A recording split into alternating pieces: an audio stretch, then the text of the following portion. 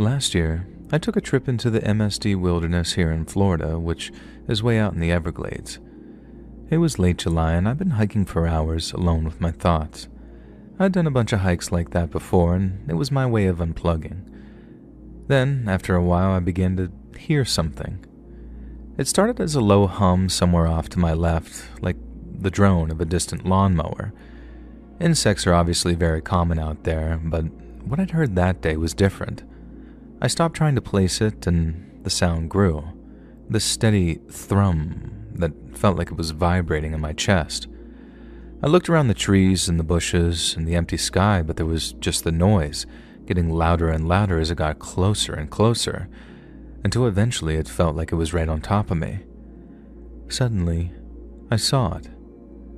It was a beetle, one that looked as big as a football, as it broke from the tree line and then started flying in circles above my head. I remember freezing on the spot, moving my neck around as I stared at it, and how the chattery buzzing noise it made sounded like a hornet's, only way deeper and way creepier. And I'd seen plenty of crazy-looking bugs in my years hiking, gnarly-looking stag beetles and cicadas, and even those nasty-ass giant horseflies whose bites hurt like hell, but nothing like that beetle thing. Its body looked like a very dark green with a slight sheen to it, and it was segmented and hard-looking too, with hooked legs that dangled beneath it. It looked like it shouldn't have been able to fly, not at that size. Yet there it was, circling me 10 feet up. I wasn't scared, not yet. I was surprised, but I dealt with wildlife before, bears and snakes and even mountain lions from time to time. Weird as it was, this was just a bug, right? Nothing I couldn't handle with some spray in the bottom of my boot. I adjusted my pack and started walking again, figuring that it'd buzz off, but it didn't. Instead, the sound shifted, dropping lower, and then when I glanced up, I saw the beetle was descending.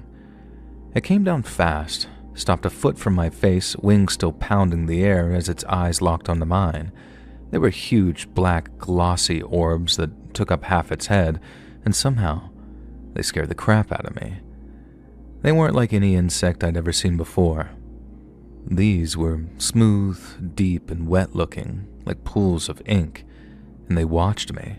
Not just reactively, not just instinctually. There was something intelligent behind them, something that knew that I was there. Even in the Florida heat, my blood turned to ice and I couldn't move. I couldn't blink. And for what felt like minutes but was probably only seconds, the beetle hovered in front of me. And then, with a flick of its wings, it just darts away and vanished into the trees. I stood there. My heart was pounding in my chest and I was sweating. My hands shook as I wiped my face and tried to shake the image of those eyes.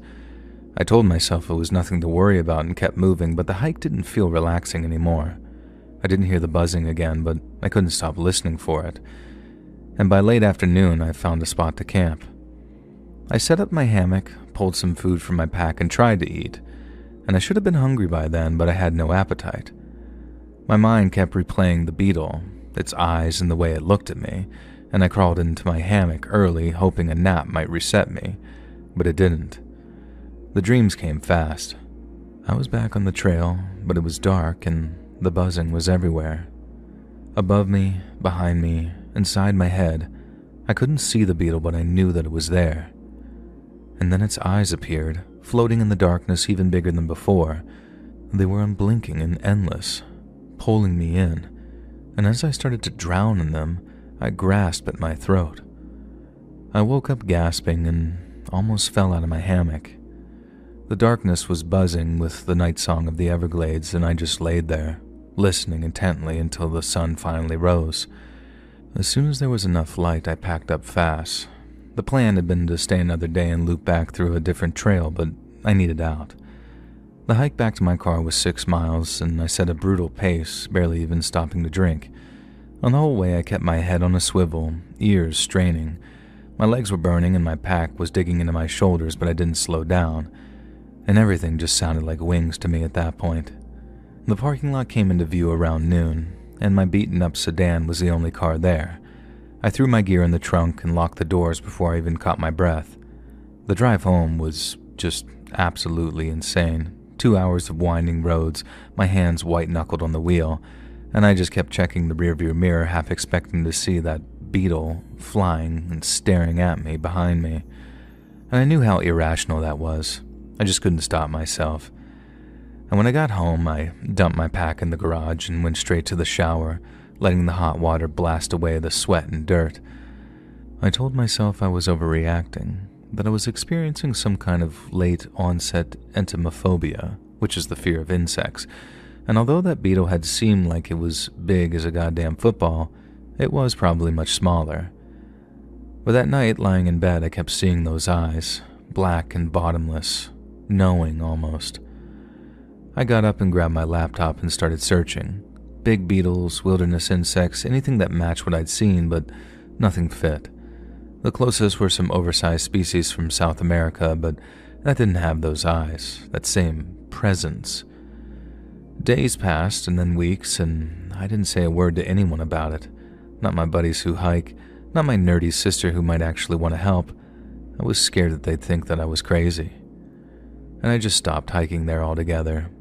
The gear's still in the garage, just gathering dust. I stick to the city now. The only bugs are cockroaches, and the only buzzing is traffic. And I never thought that I'd ever say this in a million years, but now, I actually feel safer here.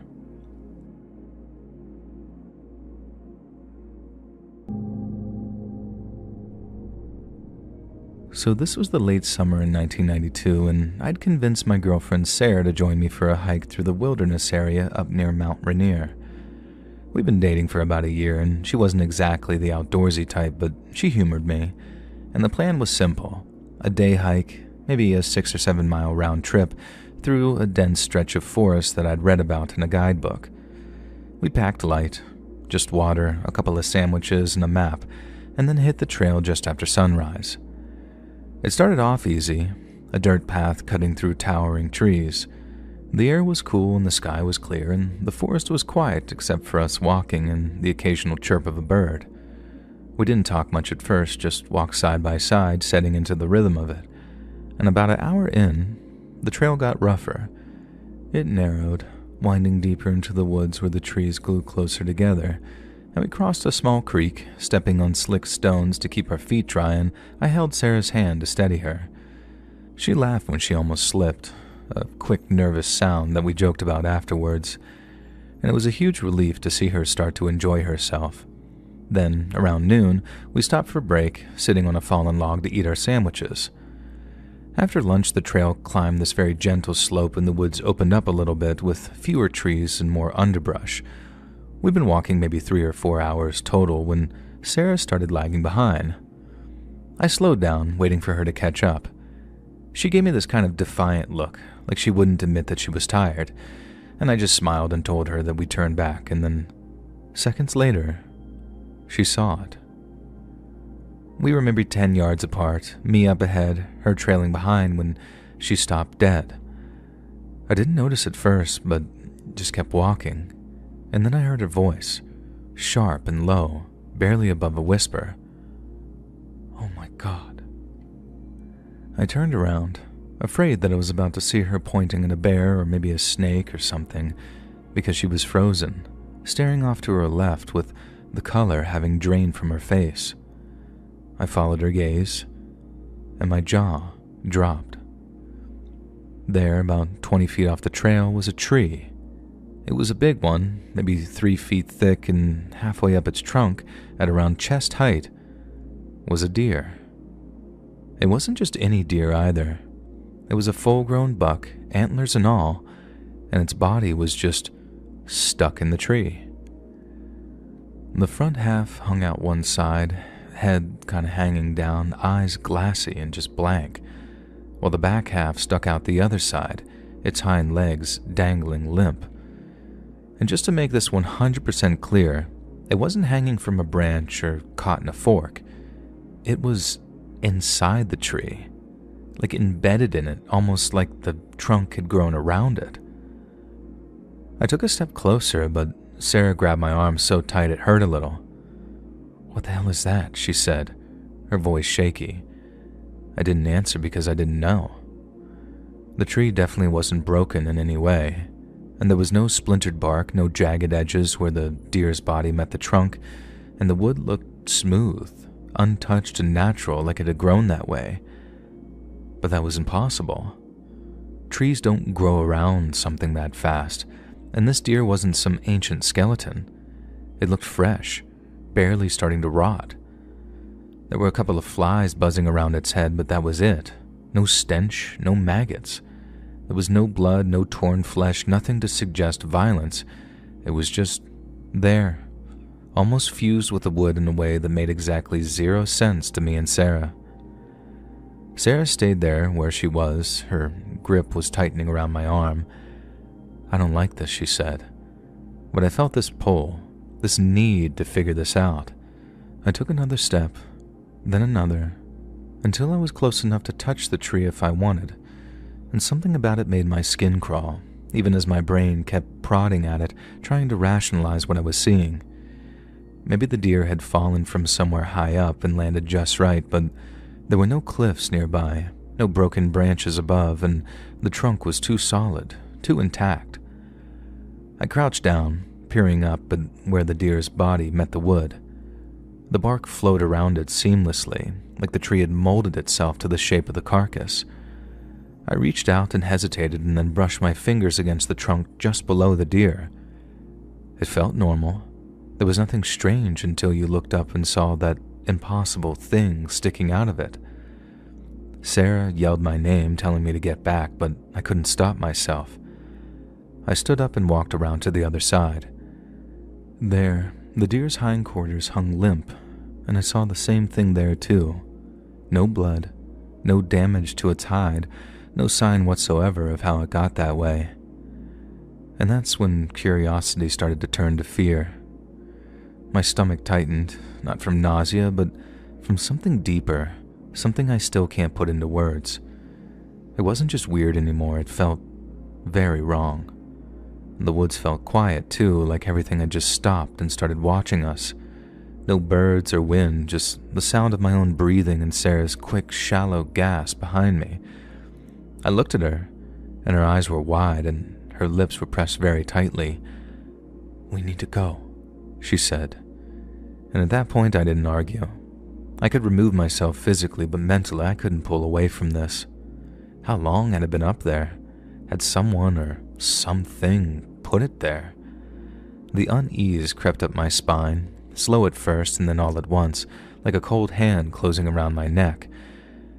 I thought about pictures I'd seen of animals caught in fences or traps, but this wasn't that.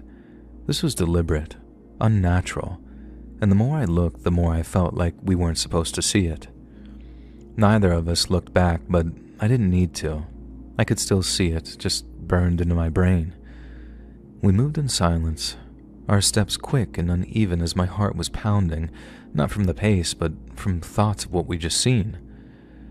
Sarah kept her head down, and I knew she felt it too. That shift from curiosity to dread, the sense that we'd stumbled onto something that we weren't built to understand.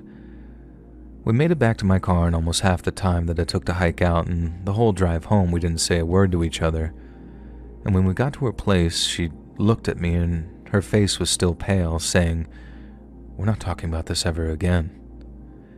And I agreed.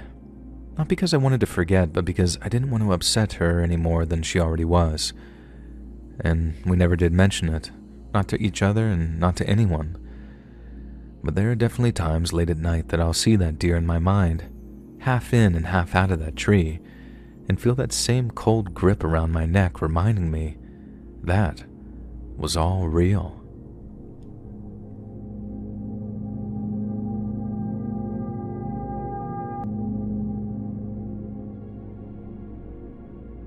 I'm a former U.S. Marshal, and I'm currently writing my autobiography, and I'd like to share a dramatization of what might be the most memorable chapter of my career.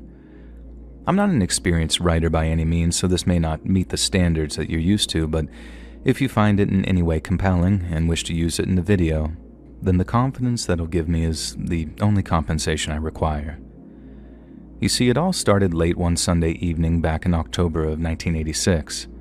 I was sitting at home watching some highlights on TV when the phone began to ring, and since no one called past 10 p.m. unless it was important, I slid over on the couch and picked it up.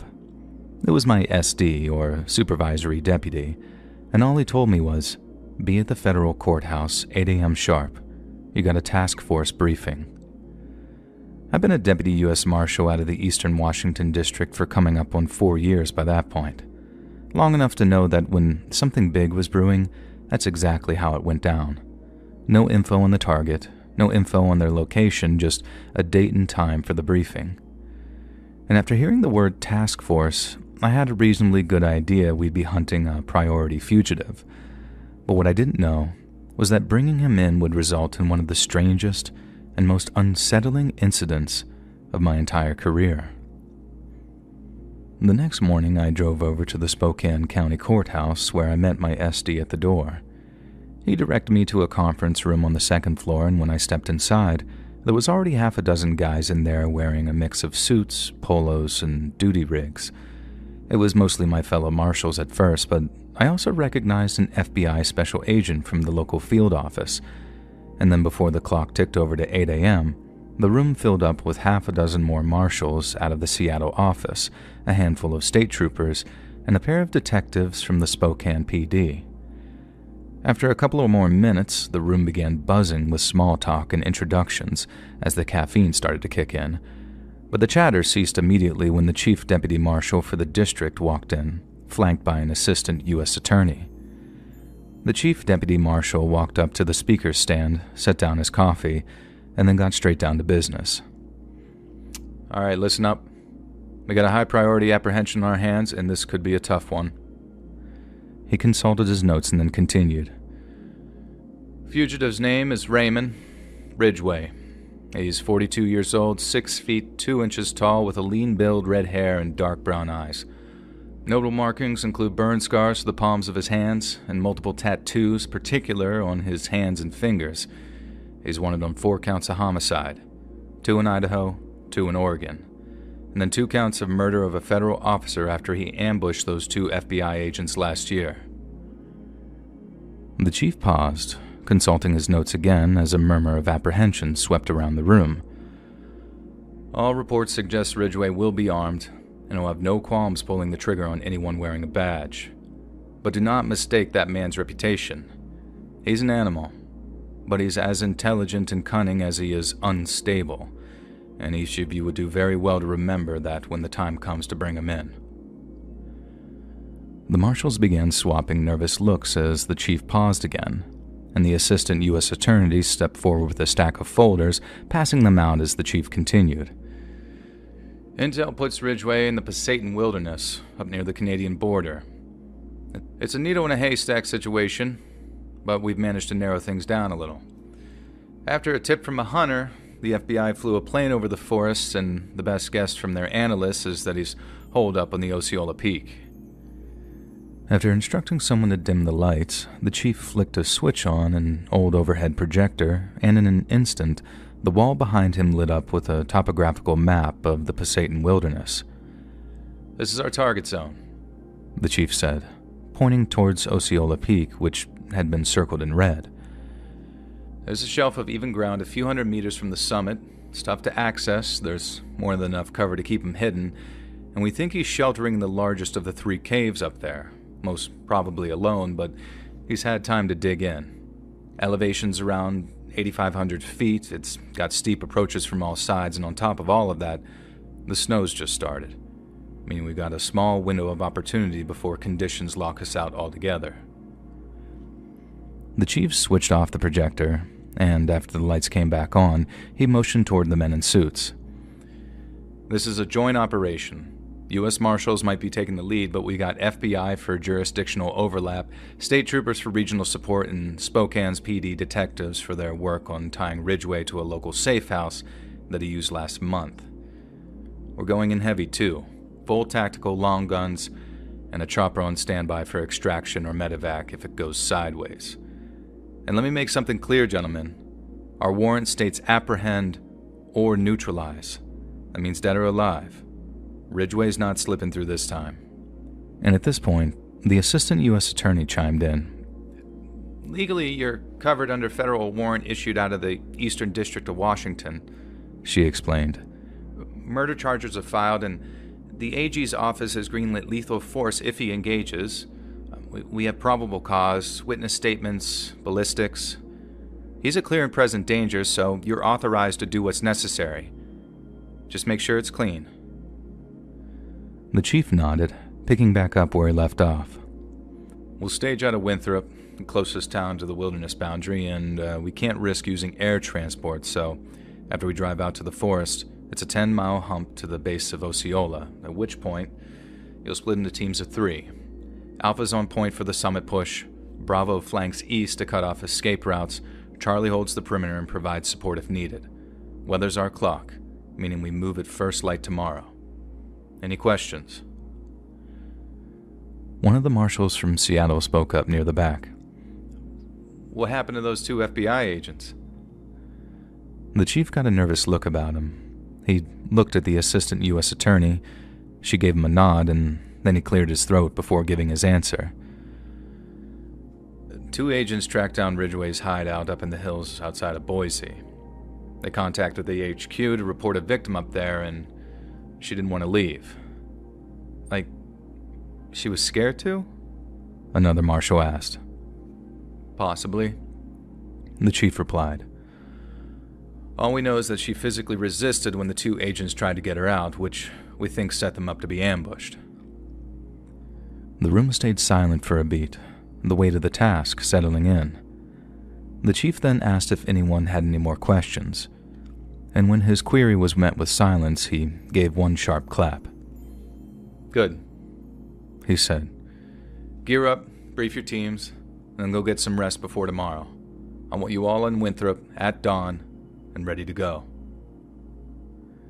The next morning, we rolled out at dawn, a convoy of black SUVs and a couple of state trooper trucks cutting through the early morning haze. The drive started at Highway 20. Blacktop was still wet from overnight rain, with the North Cascades looming large ahead of us. And after an hour, our tires ground against loose rock as we turned off onto a gravel service road. The landscape was a mix of wet bark and fallen leaves. The road narrowed fast, hemming us in with dense stands of pine and fir and mud sucking at the wheels as we climbed. At the 20-mile mark, the road ended at a trailhead, just a dirt clearing with a rusted sign. We parked and stepped out onto the half-frozen slush. Osceola Park was visible now, rock streaked with snow, forming a jagged shadow against the overcast sky. We went over the plan one last time, then the team splits. Alpha gearing up with rifles and packs, Bravo and Charlie doing the same, and then fanning out with the radios crackling as the winds bit any exposed skin. And that hike took hours. The trail started flat, this muddy mess through a valley floor littered with downed branches and puddles, but it soon pitched up as switchbacks carved their way upward through the thick timber. The frost grew more pronounced as we climbed, from a dusting to a solid crunching underfoot. Sweat beaded around my temples despite the cold, and our breath puffed out into clouds as the trees thinned near the timberline, giving way to open slopes of shale and ice-crusted grass. Osceola's summit loomed closer, its top shrouded in low clouds, and by midday, we hit the base. Our legs were burning as the peak's steep face stared us down. I think I was too occupied looking upward to notice, because it was a member of my team that first pointed it out to the rest of us, and then once he did, we couldn't look at anything else. At first, when he pointed towards the little white and brown bird lying dead on the ground, I wondered why he'd brought it to my attention. But then I saw another dead bird just a few yards away, and then another, and before long, the whole team was checking out what must have been 24 dead birds and squirrels, all lying at seemingly random spots on the forest floor. They didn't look half-eaten or display any other kinds of damage, nor was there much in the way of decomposition. It was just like they'd dropped down dead. As one of my team started asking what might have killed all those animals, I pulled the radio from my vest, hitting the transmit button as the wind began to pick up. Bravo, this is Alpha Lead. You see anything weird around your position? Over. A beat passed, and the Bravo's voice crackled back, very tense, but they were steady.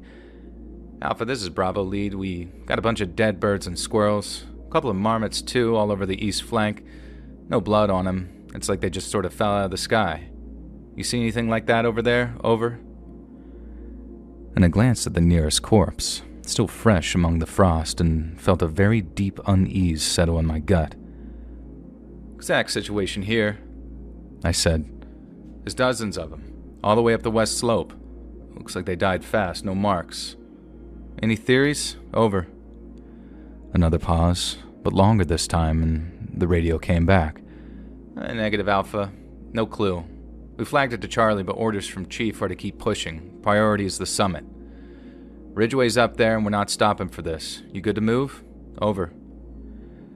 I looked back at my team, their confidence draining by the second as their breath clouded in the cold, and the dead stretched all around us, a grim carpet leading toward the shrouded peak. But Bravo was right. We had to keep moving. Roger that, Bravo, I replied. We're good. Moving up now. Keep us posted if Charlie gets anything. Alpha out. I clipped the radio back onto my vest, nodding to the team. Summit's still to play. Eyes sharp, weapons hot. Let's go. We started climbing again, boots crunching through snow and over the small, stiff bodies, the unease settling deeper with every step toward Osceola's Peak. We crested the final rise, boots sinking into a thin crust of snow, and hit the stretch of flat ground that we'd been told of not far from Osceola's summit. The wind eased here, blocked by a low ridge of rock while the clouds hung thick. Ahead of us was the opening to a cave, a jagged gash in the rock about 10 feet wide and half hidden by a slab of granite. It was the only real shelter up there, the obvious spot for Ridgeway to hole up. The other two caves were little more than alcoves. We spread out, rifles raised, moving low and quiet towards the cave's entrance. I signaled to hold positions as shapes emerged from the east. It was Charlie, and Bravo would be close by too. Charlie's team leader and I nodded to one another in acknowledgement, and then we fanned out to cover the cave.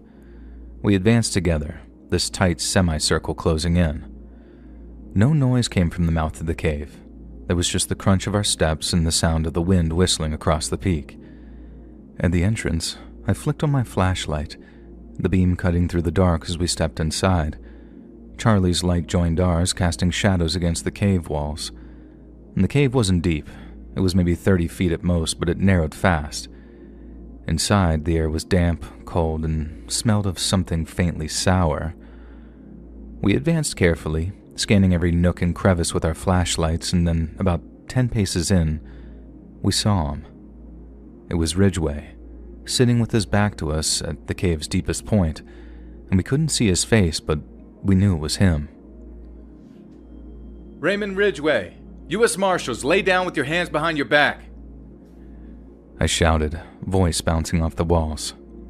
He didn't turn. He didn't even flinch. He simply rocked back and forth, slow and rhythmic, looking like his head was bowed. He was leaner than the photos, but I could see that matted red hair plastered over the back of his head. Charlie's team leader began barking the same sharp, overlapping command as the team's lights remained pinned on the fugitive. Ridgeway! Down! Now! He yelled while edging closer, but there was still no reaction from this guy. Instead, he just kept rocking back and forth like he couldn't hear us over the noise inside his own head. The deputy to my left, a guy named Torres, moved forward, allowing his rifle to hang from its sling and then reached for Ridgeway's shoulder. Come on, asshole, he said. Let's... But Torres didn't say another word, because the moment he laid a hand on Raymond Ridgeway, his body locked up like he'd been hit with a live wire. He gasped, eyes wide, and then collapsed to the ground hard. I remember watching, in complete shock and horror as his arms jerked in spasms, his boots scraping the dirt as spit foamed near the corner of his mouth. Everyone was frozen, weapons still trained on this guy, yet mere moments after Torres hit the floor, Ridgeway's body suddenly jerked like he'd been jolted awake, and then his head whipped around. His eyes were wild with confusion as they darted between us. More demands for the fugitive's surrender echoed around the cave at that point, But as this guy realized what was happening, he just smiled. Down! Hands behind your back! I snapped, and this time he obeyed, flattening out but with that smile still on his face. We zip-tied him fast, dragging him up as Charlie's medic rushed over to Torres. He was out cold, breathing shallow with his pulse racing. The medic said that it looked like some kind of seizure, but there was a chance that it could be worse. Charlie's chopper was inbound within 20 minutes. Torres got strapped to a stretcher, still unconscious, and was lifted out with the medic, and Ridgway went next. He was cuffed and just staring blankly as we loaded him up, but still, he looked like he was smiling. We cleared the cave, and the job was done. But the dead birds and the spasms, the unanswered questions hung over us as we hiked back down those slopes. We linked up with the other teams and debriefed at Winthrop by nightfall, and we had questions, but the dead animals took a back seat to Torres' condition. We were told the medics had to put him in a coma to stop the seizures, and he didn't wake up for a week, but when he did, he remembered nothing. Last thing in his head was driving out to Pasayten, and the whole raid had been wiped clean from his memory. Ridgway was in custody, locked up in pending trial, but he refused to talk. He just sat there in his cell, rocking back and forth, just like he'd done up in that cave.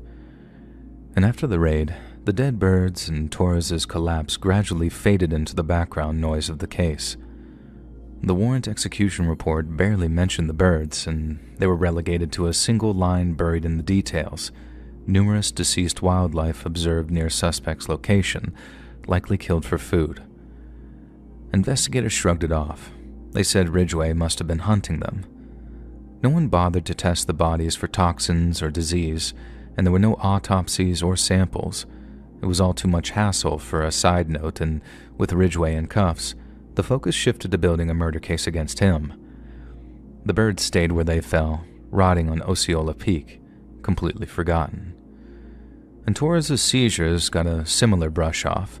The medical report called it a sudden neurological event, either an epileptic fit or a stress-induced collapse. Doctors chalked it up to a 1 in a million fluke that just so happened to hit when he touched Ridgway. Coincidence, they insisted, nothing more. No link to the cave, the birds, or anything else up there. Torres woke up from his coma after a week with no memory of anything, as I said, and the service gave him desk duty for a while, and then he transferred out, and we never heard from him again. Nothing that strange ever crossed my path after that. I definitely went through way worse things, be they shootouts, ambushes, or fugitives who fought to the bitter and bloody end, but nothing which had that same eerie edge to it. No unexplained dead animals piling up, no one dropping into spasms for no reason, just the usual controlled chaos of the job. I've had a long time to process what happened too, almost 40 years in fact, but still, it just gnaws at me. The dead birds, Torres' so-called medical event, Ridgway rocking like he was somewhere else, none of it adds up, and no one seemed to care enough to make it make sense. I've run it over in my head 100 times, the sour smell in that cave, the way those critters just dropped. I know I should just let it go, but leaving it all unexplained feels like leaving a loaded gun on the table. I don't buy the easy answers. Sustenance, coincidence. Something was off up there and I'll never know what. And that's the part that sticks with me. The loose end that I can't seem to shake, and why that whole thing became one of the most significant incidents of my whole career. It made me realize that the same agencies that protect us from dangerous people also protect us from dangerous truths.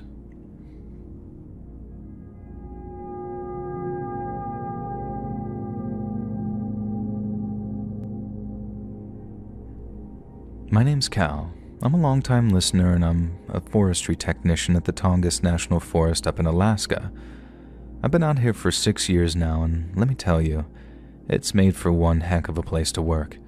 It's beautiful, brutal, generous, and unforgiving all at the same time, but it's also the only place I've ever experienced genuine, debilitating terror. I didn't set out to be a forestry tech, not originally, but having grown up in northern Minnesota, I spent most of my spare time outdoors, either fishing or hiking with my dad. He was a logger, and we had the woods right there on our doorstep, so from a very early age I learned stuff like how to spot a healthy tree from a sick one, how to listen to the wind, or how to know when a storm was coming. I liked the quiet of it, how walking in the woods always felt like an adventure, and I always thought it'd be the coolest thing in the world to have a job where that's all you ever did. And after high school, I bounced around poorly paying jobs, but all they did was make me realize that I wanted something which kept me outside, away from cities and noise. I went to community college, got an associate's degree in natural resources, and then landed a seasonal gig with the U.S. Forest Service in Minnesota. Alaska wasn't part of the plan until a buddy from that first job told me about openings in the Tongass. He said it was a great deal, remote, rugged, nothing like the tame forest back home. So I applied, and then when I got the offer, I packed my truck and drove up through Canada. It took me 5 days to reach Ketchikan, where I caught a float plane to my first posting, and then after seeing the place from the air, I was hooked. The scale of the Tongass blew me away. It's 17 million acres of mountains and temperate rainforest, bigger than some U.S. states even. I signed on full-time after that first season, and even after the experience I'm about to tell you, I still don't regret coming here. Not entirely, anyway. Out here, it's just you and the trees, all the spruce, hemlock, cedar, all stretching up 100 feet or more. It's my job to monitor timber stands, check for disease, mark trees for harvest, and sometimes just walk the trails to make sure everything's holding together. I've got a little cabin near the ranger station. Nothing fancy, but it's mine. And then after a day in the field, I'll sit on the porch with a beer and watch the mist just roll in off the water. It's a good life, with a kind of peace that you can't find anywhere else. What I hate, though, is the weather. It rains around 200 days a year in the Tongass, and not just a little light drizzle either. The drops come down in sheets, cold and relentless, meaning that you're almost constantly soaked through during the wetter months, no matter how waterproof your gear claims to be. And winters are worse. Short days, long nights, and the wind absolutely cuts you. But then there's also the isolation. I don't mind being alone, but weeks can go by without seeing another person, and that wears on you. The nearest town's a boat ride away, and even then, it's just a handful of stores and one bar. Sometimes I'll catch myself talking to myself just to hear a voice, and as much as that concerns me, the isolation isn't even close to the worst part of being out here. It was late August of last year, and although the days were starting to shrink, it was still light out past 8 p.m. I was out on a routine survey around 12 miles north of the ranger station, deep in a section of old-growth forest that hadn't seen any logging in years. The terrain up there can get real tough, with steep slopes, thick underbrush, and streams cutting through just about everywhere, which makes the ground incredibly uneven. I've been out since dawn, marking trees and taking soil samples, and I was exhausted. My pack was heavy with gear and my boots were caked with mud, so I figured that I'd finish up by a little creek that I knew, where I could eat a sandwich, wash off my boots, and then head back to the station before dark. I remember sitting on a fallen log by the creek, unwrapping my food with my head in the clouds when a sudden sound brought me straight back down to earth. At first I thought it was a bear, and as much as they can be a threat, you get used to them out there. They're mostly black bears, sometimes browns, and they tend to move quiet and not bother anyone unless they're startled. But this wasn't quiet. It was a heavy, deliberate sound, like something massive pushing through the woods. Whole branches sounded like they were snapping, very thick ones too, not just twigs. And I froze, my sandwich halfway to my mouth, and just listened. The noise was coming from maybe 50 yards upstream, hidden by a cluster of spruce and ferns, and I couldn't see anything, but I could hear it clear as day. Something crunching and thudding, moving slow but steady. I roughly rewrapped my sandwich and grabbed my bear spray as fast as I could, planning on scaring it off if it got too close. Bears usually bolt when you yell, so the first thing I did was stand up and shout, "You didn't smell me yet, Mama Bear." But the sound didn't stop. If anything, it got louder and closer, and I very quickly realized this wasn't a bear. I've heard bears move, dozens of them over the years, but this was different. It was deeper, heavier, and the rhythm was off too. It wasn't the rolling gait of a four-legged animal. It was more like something upright, something that didn't care about being quiet. When the thought occurred to me that I wasn't dealing with your average bear, I remember how my stomach dropped. I backed up a step, scanning the woods. Now the creek was gurgling behind me and the ground was moving beneath my feet, but all I could focus on was that sound. This snap, thud. Snap, thud.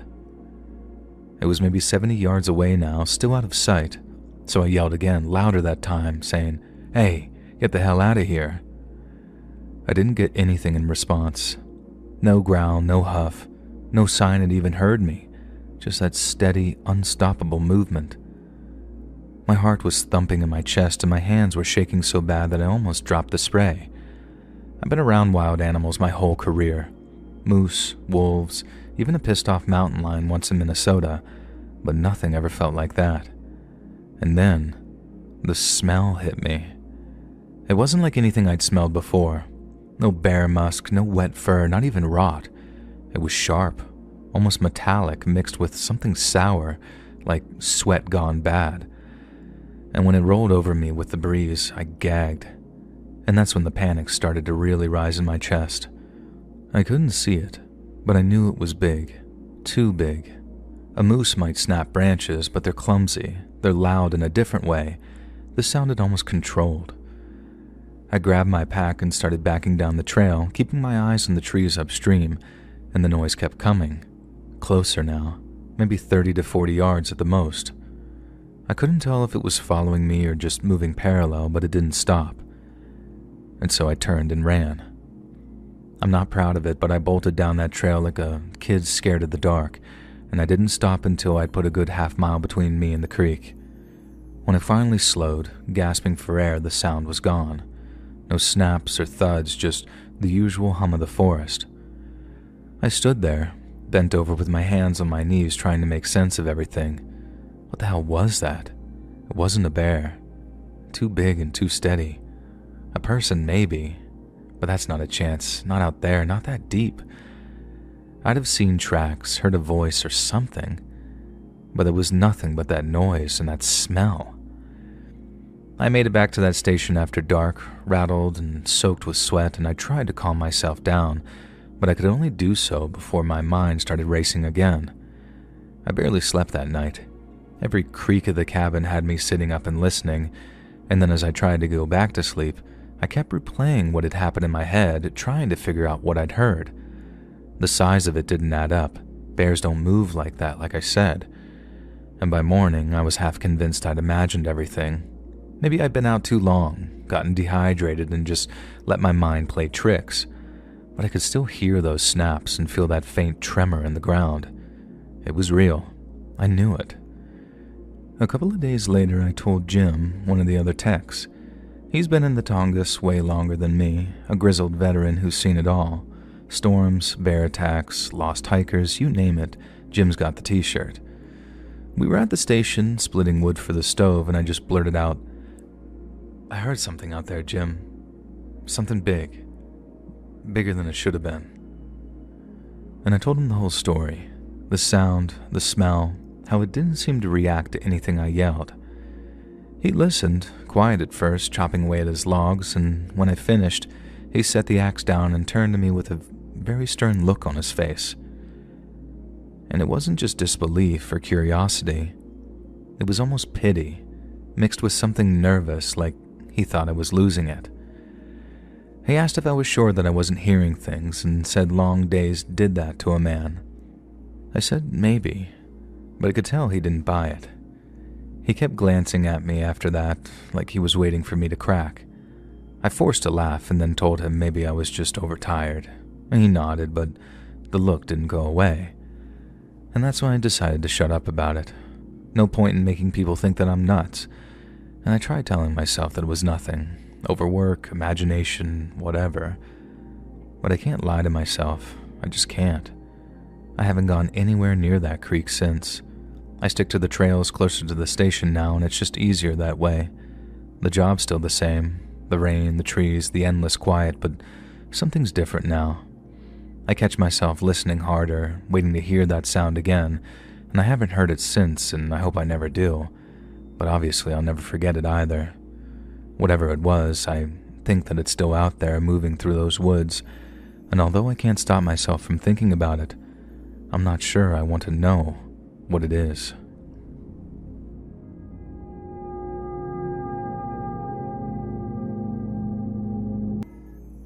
A few years back, me and a few very close friends went on a camping trip. We'd been planning it for literally like a year, and we were super excited to leave behind the hustle and bustle of the big city and immerse ourselves in the raw beauty of nature. And there were 5 of us. Myself, Rachel, a 23-year-old female, Rob, Jenna, Jay, and Dave. And having spent all of our high school years together, we were a close-knit group, and for me personally, the trip seemed like it was going to be the highlight of our year.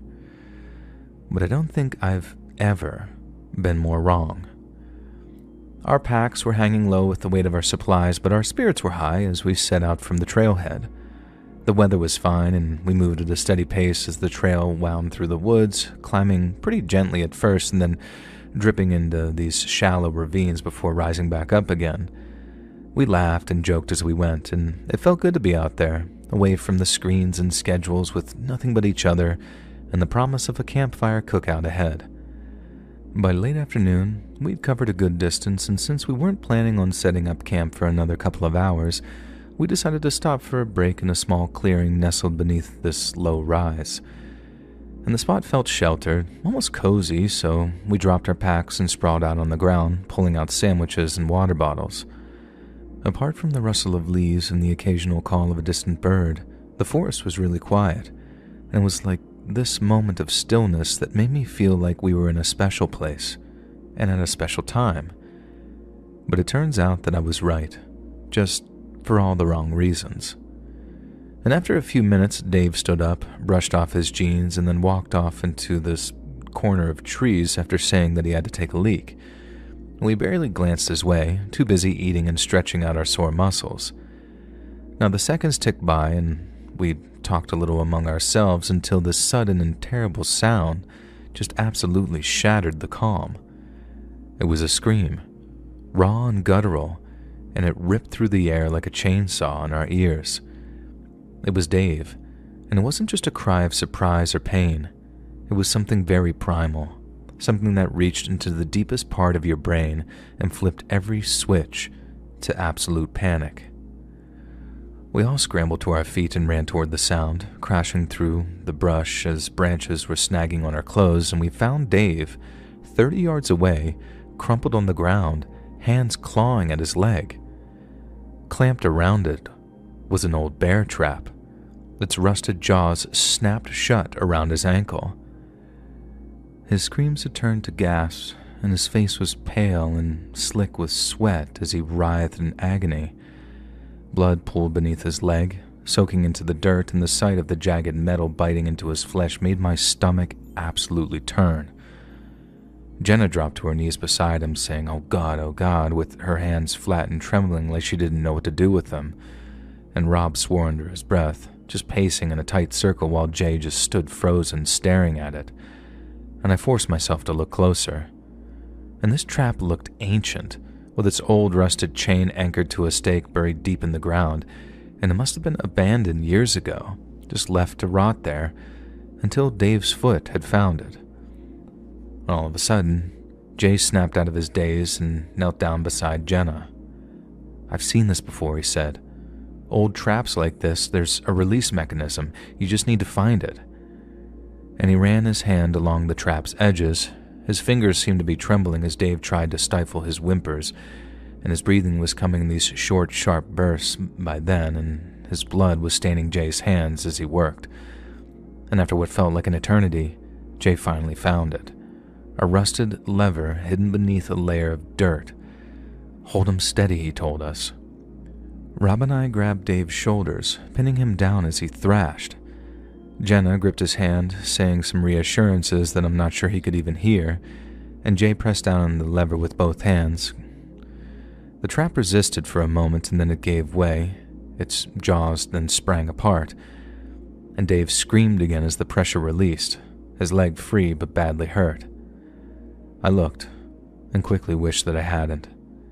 The flesh was torn wide open, and the bone was visible beneath the mesh of mangled meat. We carried Dave back to the clearing as his screams just went down to whimpers, and Jenna dug through her pack and pulled out a first aid kit, wrapping his legs in bandages that soaked through almost instantly. Rob pulled out a pistol from his bag. He said he had it just in case. He held it low, scanning the trees as we planned our next move. The campsite plan was quickly abandoned, obviously.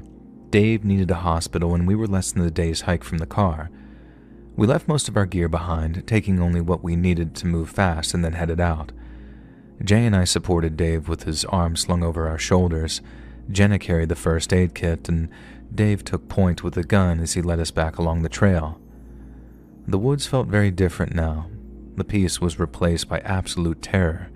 It had been transformed from this paradise into a living hell so fast that it was making my head spin. We made decent progress at first, with the adrenaline pushing us forward, and Dave was getting paler, his head lolling against my shoulder as he begged us to slow down, and the bandages were just completely covered in blood. It dripped onto the trail behind us, leaving a trail of its own. And we knew it was hurting him, but we had no choice but to keep going. And then just when we thought that things could not get any worse, they did. We were halfway to the car when it happened. This sharp crack split the air, and something whizzed past my head, close enough that I felt the rush of it. It was a gunshot, and it wasn't Rob. Someone yelled out something as we hit the ground, dragging Dave behind a fallen log. Another shot rang out, and I swear it splintered the bark above us before Rob started to fire back randomly towards what the sound had come from. He yelled at us to run, waving us on, so Jay and I hauled Dave up, stumbling as we moved with Jenna keeping close behind. Rob kept shooting, trying to cover us as we ran. He was so brave, but I'll never forget how wide-eyed and terrified he looked as he kept peeking out from behind a tree, firing. The woods completely erupted into chaos. Shots came sporadically.